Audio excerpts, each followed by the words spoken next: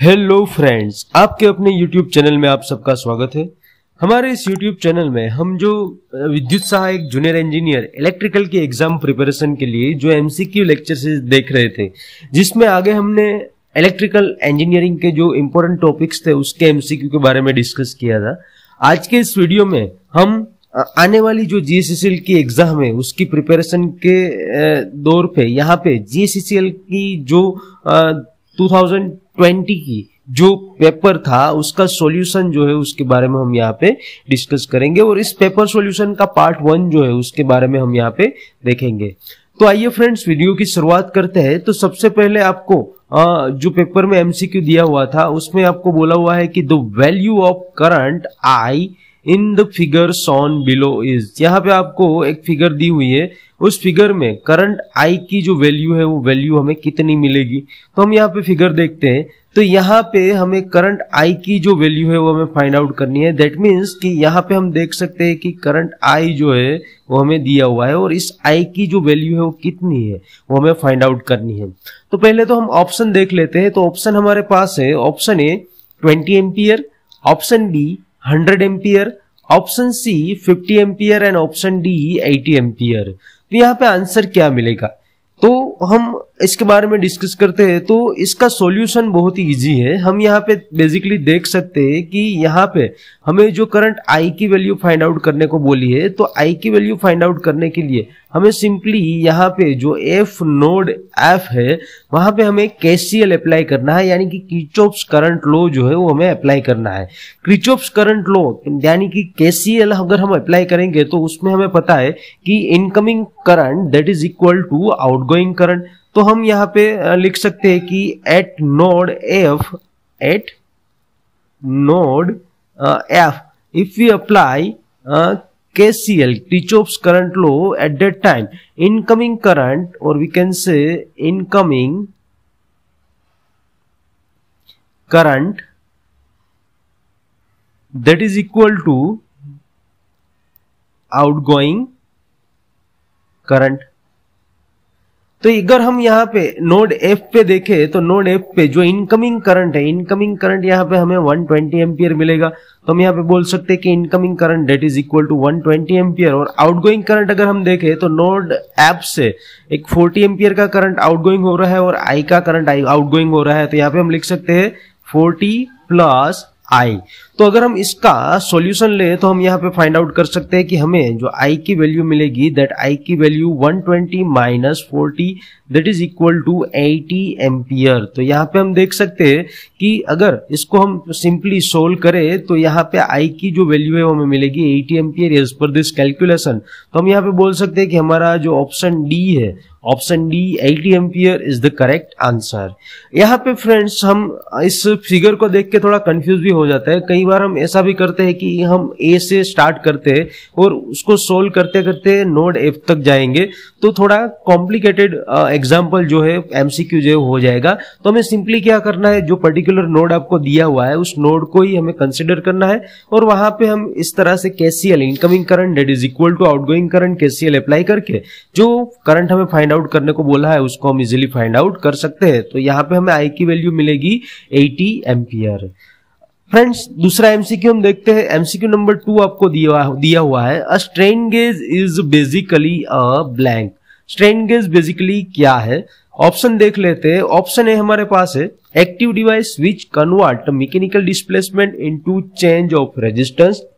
Option B passive device which convert electrical displacement into a change of resistance. Option C passive device which convert mechanical displacement into change of resistance. Option D active device which convert electrical displacement into a change of resistance. तो यहाँ पे हमारा answer क्या मिलेगा, उसके लिए हम यहाँ पे देखें तो फर्स्ट ऑफ ऑल हमें पता होना चाहिए कि what is strain gauge. Strain gauge जो है वो बेसिकली क्या है, उसका यूज क्या है।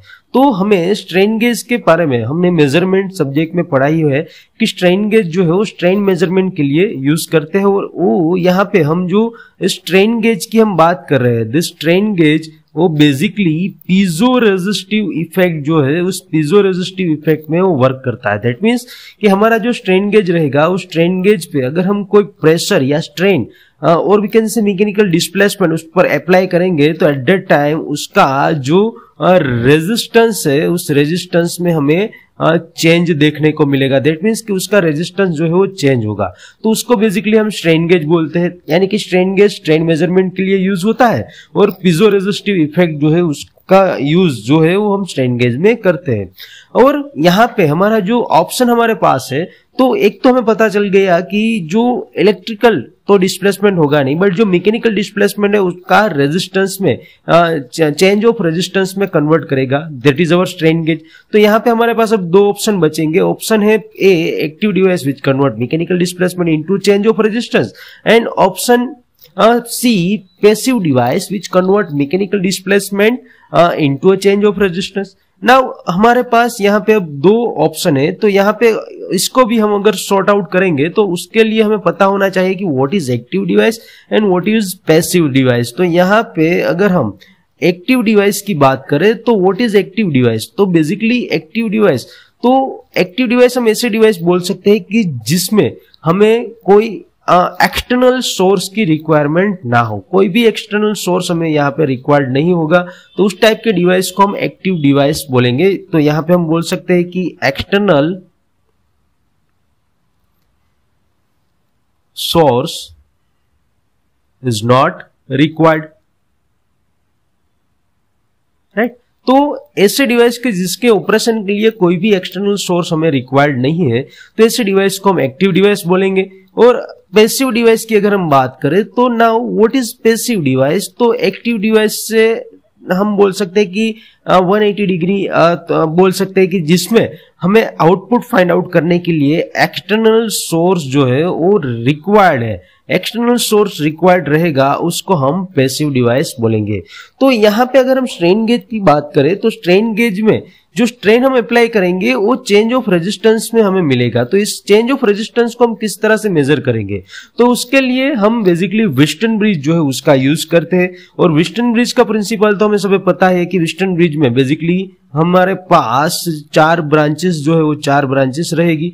तो इस 4 ब्रांचेस में हमारे पास 3 नॉन रेजिस्टेंस रहेंगे। और फॉर एग्जांपल सपोज कि इस एक ब्रांच में हमने स्ट्रेन गेज कनेक्ट करा हुआ है, तो यहाँ पे अगर हम सप्लाई को कनेक्ट करेंगे और ब्रिज बैलेंस कंडीशन में होगा, तो यहाँ पे जो दूसरे 2 टर्मिनल हमारे पास अवेलेबल है, हम यहाँ पे दूसरे 2 टर्मिनल कंसिडर करते हैं, तो ये जो दोनों टर्मिनल है उसमें अगर हम गैल्वेनोमीटर कनेक्ट करेंगे तो इसका डिफ्लेक्शन हमें क्या मिलेगा, 0 मिलेगा। तो स्ट्रेन गेज एक ब्रांच में कनेक्ट करा हुआ है, तो हमें क्या होगा कि स्ट्रेन गेज में जब भी हम मैकेनिकल डिस्प्लेसमेंट या प्रेशर या स्ट्रेन इस गेज पे हम अप्लाई करेंगे तो उसका जो रेजिस्टेंस है वो रेजिस्टेंस या तो डिक्रीज होगा या तो इंक्रीज होगा, राइट। दैट मीन्स कि रेजिस्टेंस में चेंज होगा और इस ब्रांच का रेजिस्टेंस चेंज होगा तो हमारा जो ब्रिज है वो अनबैलेंस रहेगा। और अनबैलेंस में यहाँ पे गैल्वेनोमीटर में हमें कुछ रीडिंग जो है वो मिलेगा। दैट मीन्स कि हमें यहाँ पे एक्सटर्नल सोर्स जो है वो रिक्वायर्ड है स्ट्रेन गेज के लिए। तो हमारे पास जो 2 ऑप्शन बचे थे ए और सी, उसमें से हम बोल सकते हैं कि option C, passive device which convert a mechanical displacement into a change of resistance is the correct answer, because strain gauge जो है वो हमारा passive device है, उसमें हमें external source जो है वो required है और पैसिव डिवाइस से साथ में वो मैकेनिकल डिस्प्लेसमेंट जो है उसको चेंज ऑफ रेजिस्टेंस में हम मेजर करते हैं। So option C is the correct answer for this MCQ. Next MCQ तरफ आगे बढ़ते हैं, तो यहाँ पे एमसीक्यू नंबर 3 हमें दिया हुआ है, in a lap wound DC generator if the number of pole is increased by a factor of 2। यहाँ पे आपको lap wound DC generator दिया हुआ है, the number of poles increased by factor of 2। यहाँ पे number of pole जो है वो हम 2 के फैक्टर में इसको इंक्रीज करते हैं। तो जो जनरेटेड EMF है, दैट जनरेटेड EMF जो है उसमें हमें क्या चेंजेस देखने को मिलेंगे। दैट मीन्स कि नंबर ऑफ पोल को हम 2 के मल्टीप्लाई में चेंज करेंगे, 2 के फैक्टर में चेंज करेंगे, तो जनरेटेड EMF में क्या चेंजेस देखने को मिलेंगे। तो यहाँ पे हम ऑप्शन देखते हैं। ऑप्शन ए हमारे पास है increase by a factor of 2, option B decrease by a factor of 2, option C increase by a factor of 4 and option D remains same.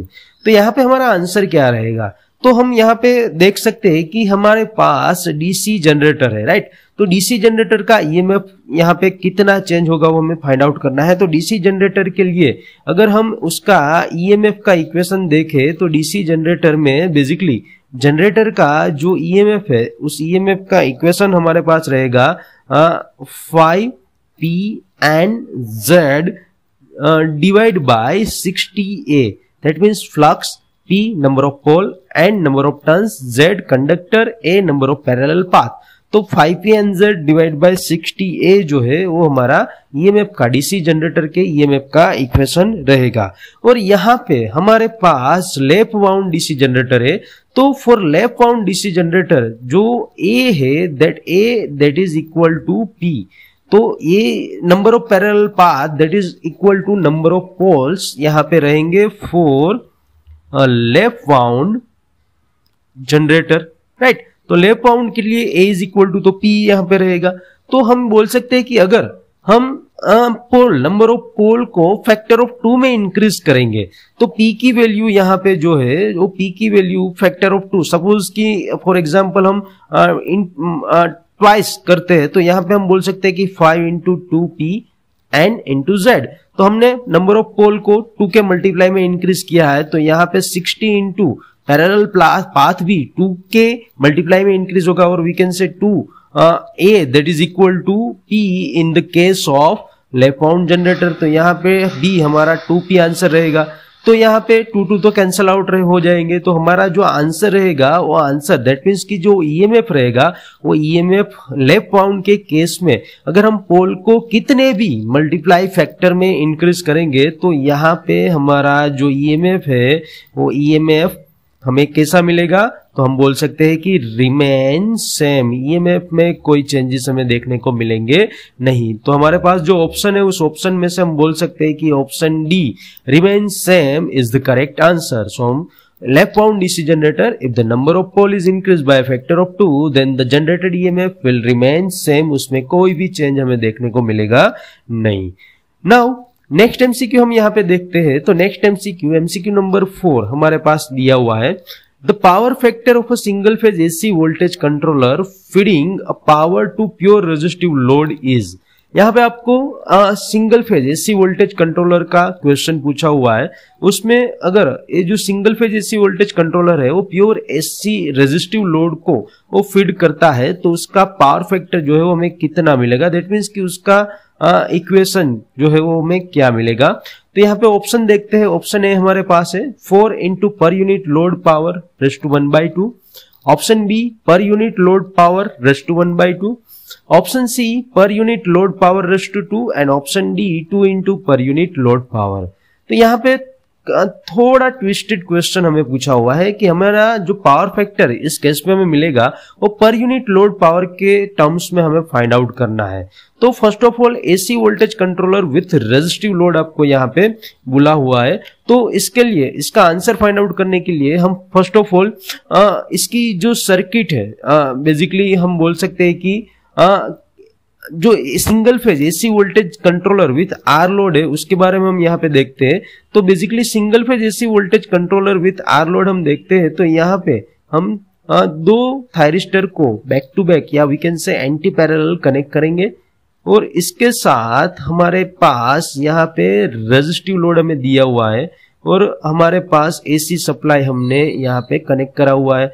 तो इसको हम इस तरह से प्लस और minus VS supply voltage consider कर लेते हैं।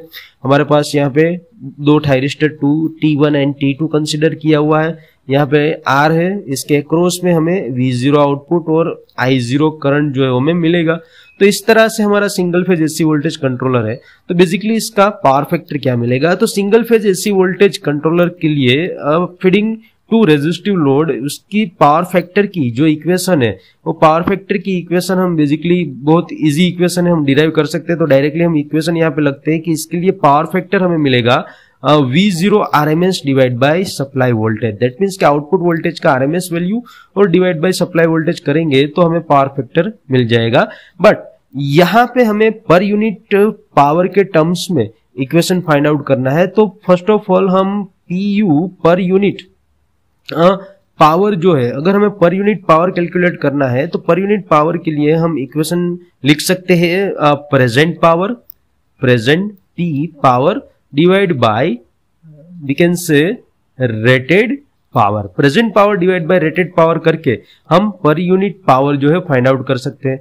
और यहाँ पे प्रेजेंट पावर दैट मीन्स कि आउटपुट पावर हमें कितना मिलेगा, तो रेजिस्टिव लोड है तो हम यहाँ पे आउटपुट पावर का इक्वेशन बेसिकली लिख सकते हैं V square by R, so V0 R square by R, and rated power हमें कितना मिलेगा, तो यहाँ पे हम supply voltage square divide by R लिख सकते हैं।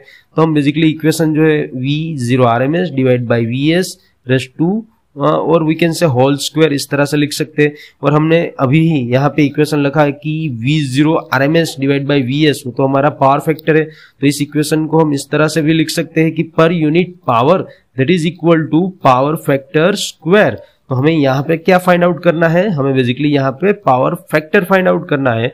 तो हमारा इक्वेशन मिलेगा power factor that is equal to we can say per unit load power or we can say per unit power raised to 1/2। तो ये हमारा फाइनल इक्वेशन रहेगा कि power factor that is equal to per unit load power raised to 1/2। तो इस तरह से हमारा ऑप्शन जो यहाँ पे हमारे पास है उसमें से option B per unit load power raised to 1/2 is the correct answer. Now next MCQ हम देखते हैं, एमसीक्यू नंबर 5। एमसीक्यू नंबर 5 में आपको बोला हुआ है transformer is said to be an isolation transformer if its primary to secondary ratio is equal to. यहाँ पे आपको क्वेश्चन इस तरह से है कि जो हमारे पास ट्रांसफॉर्मर है उसको हम बेसिकली आइसोलेशन ट्रांसफॉर्मर बोल सकते हैं कि जब उसका प्राइमरी एंड सेकेंडरी का रेशियो है वो हमें कितना मिलेगा। तो आइसोलेशन ट्रांसफॉर्मर के लिए प्राइमरी टू सेकेंडरी रेशियो जो है वो हमें कितना मिलेगा हमें फाइंड आउट करना है। ऑप्शन देख लेते हैं। तो option first of all A है हमारे पास infinite, option B 1, option C 0.5 and option D 0। तो यहाँ पे हम देखते हैं तो हमें जो ट्रांसफॉर्मर दिया हुआ है वो आइसोलेशन ट्रांसफॉर्मर दिया हुआ है और बेसिकली जो आइसोलेशन ट्रांसफॉर्मर है उस आइसोलेशन ट्रांसफॉर्मर का यूज पावर इलेक्ट्रॉनिक्स में भी हम करते हैं कि जिसमें हम कंट्रोल सर्किट और पावर सर्किट को आइसोलेट करने के लिए आइसोलेशन ट्रांसफॉर्मर जो है उसका यूज हम करते हैं। नाउ आइसोलेशन ट्रांसफॉर्मर बेसिकली हमने देखा कि किस तरह से उसमें भी जो ट्रांसफॉर्मर का कंस्ट्रक्शन है उसी हिसाब के उसमें भी एक प्राइमरी वाइंडिंग रहेगा और एक सेकेंडरी वाइंडिंग रहेगा। तो यहां से जो सिग्नल हमें मिलेगा प्राइमरी वाइंडिंग में जो इनपुट सिग्नल हम देंगे उसका आउटपुट हमें सेकेंडरी वाइंडिंग में मिलेगा, राइट। तो इसको अगर हम आइसोलेशन ट्रांसफॉर्मर के फॉर्म में अगर हम इसको यूज करते हैं तो जो सिग्नल हमें मिलता है उस सिग्नल में बेसिकली हम आइसोलेशन मैग्नेटिक आइसोलेशन जो है वो मैग्नेटिक आइसोलेशन ही प्रोवाइड करते हैं। तो जो सिग्नल की वैल्यू मैग्नीट्यूड यहाँ पे रहेगी वही मैग्नीट्यूड हमें यहाँ पे मिलेगा, बट वो दोनों साइड यहाँ पे जो सर्किट रहेगी फॉर एग्जांपल सर्किट 1 जिसको हम कंट्रोल सर्किट बोलते हैं, फॉर एग्जांपल यहाँ पे सर्किट 2 रहती है जिसको हम पावर सर्किट बोलते हैं पावर इलेक्ट्रॉनिक्स में। तो जो कंट्रोल सर्किट और पावर सर्किट को आइसोलेट मैग्नेटिकली आइसोलेट करने के लिए आइसोलेशन ट्रांसफॉर्मर जो है उसका यूज होगा और सिग्नल जो यहाँ पे है वही सिग्नल हम यहाँ पे ही भी भेजेंगे तो उसमें कोई भी चेंज नहीं रहेगा। तो उसके हिसाब से हम बोल सकते हैं कि जो आइसोलेशन ट्रांसफॉर्मर है वो आइसोलेशन ट्रांसफॉर्मर में बेसिकली जो टर्न्स रेशियो हमें मिलेगा प्राइमरी टू सेकेंडरी वो कितना रहेगा 1:1 और वी कैन से 1। तो यहाँ पे हमारे ऑप्शन में से करेक्ट आंसर रहेगा हमारा option B 1 is the correct answer.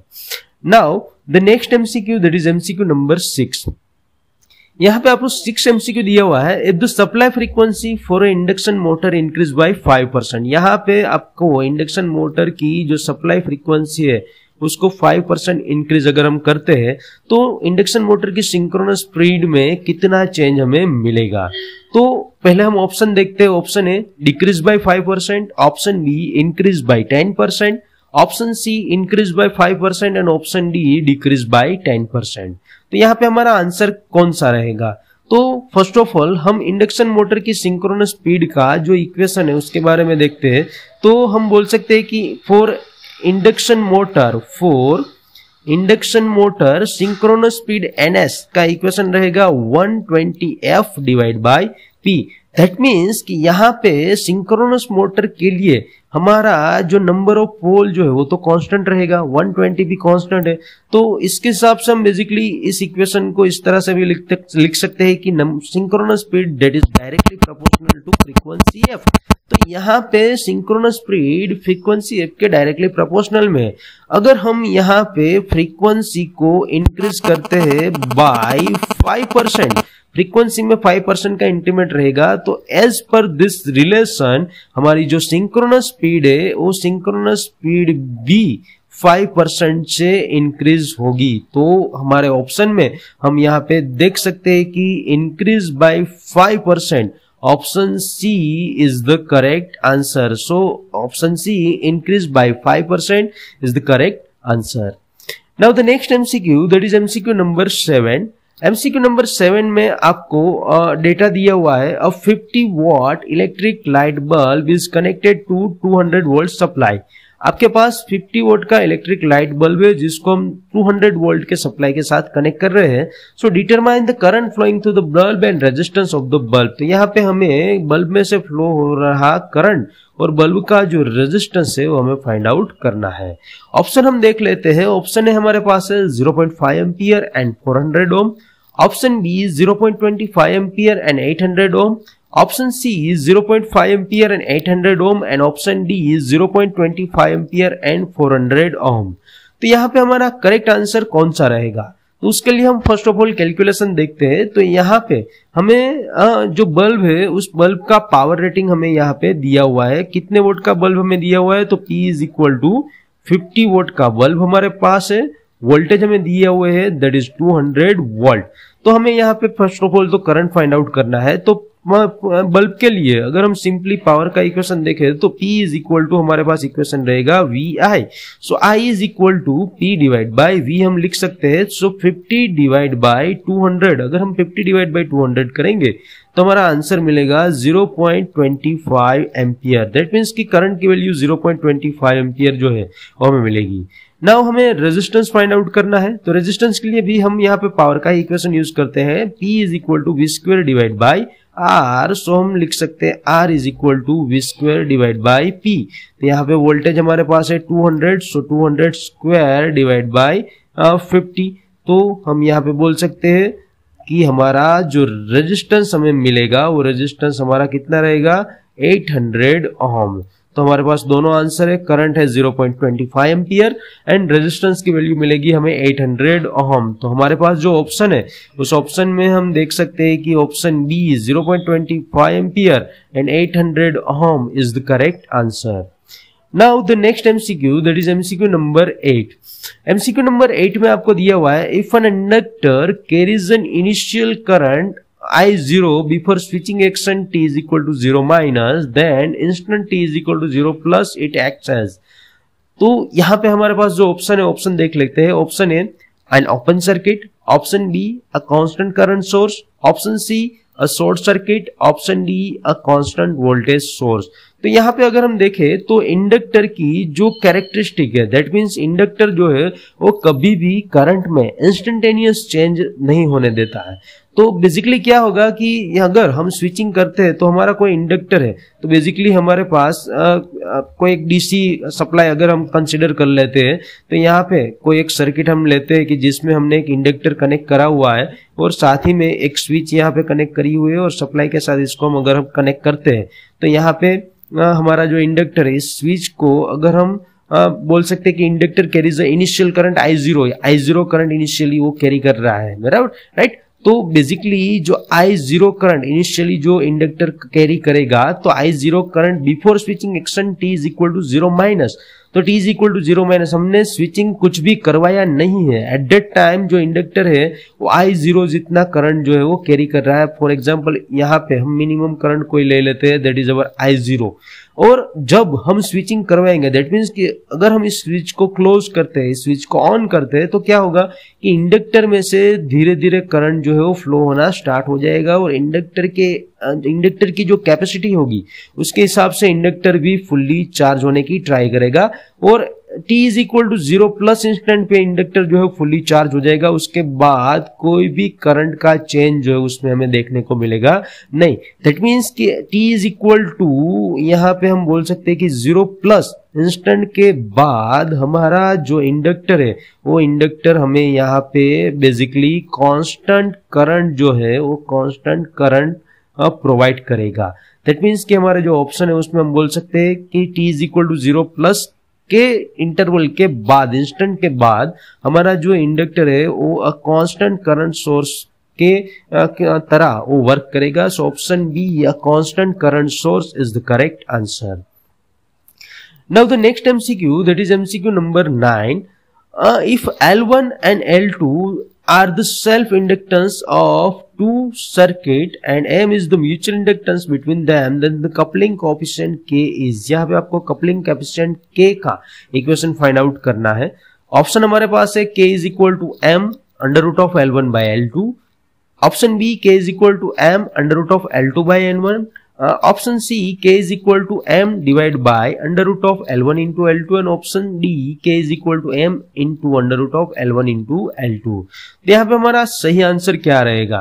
तो बेसिकली आपको दो सर्किट दी हुई है, दैट मीन्स कि दो इंडक्टर आपके पास अवेलेबल है। तो यहाँ पे हम देखें तो हमारे पास दो इंडक्टर है। फर्स्ट ऑफ ऑल हम इसको इंडक्टर 1 और वी कैन से L1 कंसिडर करते हैं, और इसको अगर हम इंडक्टर 2 और वी कैन से L2 कंसिडर करेंगे तो हमारे पास दो इंडक्टर है। इंडक्टर L1 को फॉर एग्जांपल हमने V1 सप्लाई प्रोवाइड करा हुआ है और इंडक्टर L2 को हमने V2 सप्लाई प्रोवाइड करा हुआ है। उसी हिसाब से L1 में से जो करंट फ्लो होगा उसको हम I1 बोलते हैं और L2 में से जो करंट फ्लो होगा उसको हम I2 बोलेंगे। तो यहाँ पे दोनों के बीच का म्यूचुअल जो म्यूचुअल इंडक्टेंस जो है वो M जितना हमें मिल रहा है, और दोनों का जो कपलिंग कोएफिशिएंट है, दैट मीन्स कि दोनों का कपलिंग कोएफिशिएंट हम यहाँ पे K कंसिडर करते हैं। तो इसके लिए हमें कपलिंग कोएफिशिएंट की जो बेसिकली इक्वेशन क्या मिलेगा वो हमें फाइंड आउट करना है। Now coupling coefficient AC circuit के लिए, दो इंडक्टर के लिए कपलिंग का कोएफिशिएंट जो है वो क्या है? तो coupling coefficient is a measure of the magnetic coupling between two coil. That means कि यहाँ पे हमारे पास दो कॉइल है L1 एंड L2, तो ये दोनों कॉइल के बीच में मैग्नेटिक कपलिंग कितना स्ट्रांग है उसको मेजर करने के लिए हम कपलिंग कोएफिशिएंट का यूज करते हैं। और बेसिकली जो कपलिंग कोएफिशिएंट का इक्वेशन है वो इक्वेशन डिराइव्ड इक्वेशन है, तो हम डायरेक्टली इक्वेशन देखते हैं K is equal to M, that means mutual inductance whole divide by under root of L1 into L2। ये जो है वो कपलिंग कोएफिशिएंट का इक्वेशन रहेगा। और यहाँ पे K की जो वैल्यू है वो 0 से 1 के बीच में वेरी हमें होती हुई दिखेगी। तो 0 के 1 के बीच में से जो K की वैल्यू हमें मिलेगी तो उसका मतलब क्या है? तो बेसिकली उसका मतलब रहेगा कि अगर K है that is less than 0.5, K की वैल्यू 0.5 से लेस रहेगी, तो यहाँ पे जो दो कोयल हमने कनेक्ट करी हुई है that both coil we can say loosely coupled, उन दोनों के बीच का जो कपलिंग है वो प्रॉपर नहीं है। अगर K की वैल्यू ग्रेटर देन 0.5 पे रहेगी तो यहाँ पे दोनों कोयल हमारे पास है, वो दोनों coil we can say basically tightly coupled है, ऐसा हम बोल सकते हैं। और हमें यहाँ पे इक्वेशन में तो पता ही है कि L1 एंड L2 दोनों कोयल का सेल्फ इंडक्टेंस है और M जो है उसका म्यूचुअल इंडक्टेंस है and K is the coupling coefficient. तो कपलिंग कोएफिशिएंट का इक्वेशन रहेगा K is equal to M under root divide by under root of L1 into L2। तो हमारे पास जो ऑप्शन है उस ऑप्शन में हम देखें तो option C K is equal to M divide by under root of L1 into L2 is the correct answer. Now the next MCQ इस पार्ट का और लास्ट एमसीक्यू हम देखें तो एमसीक्यू नंबर 10 हमारे पास है। If there are 7 sources in a network out of which 3 are dependent and 4 are independent. Basically हमें यहाँ पे एक नेटवर्क में 7 सोर्सेस दिए हुए हैं, उसमें से 3 सोर्स डिपेंडेंट सोर्स है और 4 सोर्स इंडिपेंडेंट है। तो for superposition principle blank sources are considered. अगर हम सुपरपोजिशन प्रिंसिपल का यूज करेंगे तो सुपरपोजिशन प्रिंसिपल के लिए हमें कितने सोर्सेस कंसिडर करने पड़ेंगे? तो यहाँ पे हम पहले तो ऑप्शन देख लेते हैं। Option A 3, option B 7, option C 4 and option D 0। तो बेसिकली हम यहाँ पे जो 3 सोर्स डिपेंडेंट है और 4 सोर्स इंडिपेंडेंट है, तो हम कितने सोर्सेस जो है वो सुपरपोजिशन थ्योरम अगर हम अप्लाई करेंगे तो कंसीडर करेंगे। तो यहाँ पे बेसिकली हम बोल सकते हैं कि जो इंडिपेंडेंट सोर्सेस है, only independent sources are considered. यहाँ पे कोई भी सुपरपोजिशन थ्योरम अथवा तो मैक्सिमम पावर ट्रांसफर थ्योरम के लिए भी हम जो इंडिपेंडेंट सोर्सेस है, वी कैन से इंडिपेंडेंट जो सोर्सेस है उसको हम कंसीडर करेंगे। उसका रीजन क्या है? डिपेंडेंट सोर्स को हम क्यों कंसीडर नहीं करेंगे? Because dependent sources are deactivated while using the principle. जो डिपेंडेंट सोर्सेस है वो अगर हम जब प्रिंसिपल यूज करेंगे तब ये जो डिपेंडेंट सोर्सेस है वो डीएक्टिवेटेड रहेंगे। तो हम बेसिकली जो इंडिपेंडेंट सोर्सेस है उस इंडिपेंडेंट सोर्सेस का ही सुपरपोजिशन थ्योरम में हम उसका कंसिडरेशन लेंगे। तो यहाँ पे हम देख सकते हैं कि हमारे पास इंडिपेंडेंट सोर्सेस जो है वो नंबर ऑफ इंडिपेंडेंट सोर्सेस कितने हैं? 4 है। तो उसके हिसाब से हमारा आंसर भी रहेगा option C 4 is the correct answer. So we can say जो इंडिपेंडेंट सोर्सेस है दैट मीन्स कि 4 सोर्सेस को हम सुपरपोजिशन प्रिंसिपल के लिए कंसिडर करेंगे। So option C is the correct answer. So friends, यहाँ पे हमने GCCL का जो 2020 का जो पेपर था उसके 10 MCQ जो थे उसका डिटेल सॉल्यूशन देखा। अगर आपको हमारा ये वीडियो पसंद आए तो वीडियो को लाइक जरूर से कीजिएगा, ज्यादा से ज्यादा इस वीडियो को आपके फ्रेंड्स के साथ शेयर कीजिएगा। और अगर आपके कोई डाउट, आपके कोई सजेशंस हो तो आप हमें कमेंट बॉक्स में भी लिख सकते हो। और साथ ही में इसका जो दूसरा पार्ट है, दूसरे MCQ जो पेपर का दूसरा सॉल्यूशन है उसके बारे में भी हम नेक्स्ट पार्ट में देखेंगे। और हमारी जो YouTube चैनल है जिसके लिंक आपके पास है और सब्सक्राइब बटन भी आपने अगर प्रेस ना किया हो तो हमारी YouTube चैनल को भी सब्सक्राइब करना ना भूले। और साथ ही में हमारी जो टेलीग्राम चैनल है कि जिसमें हम वीडियोस के अपडेट और day to day job update जो है वो अपलोड करते रहते हैं, तो उसके लिए आप हमारी टेलीग्राम चैनल को भी ज्वाइन करना ना भूले, जिसकी लिंक भी आपको नीचे डिस्क्रिप्शन में दी गई है।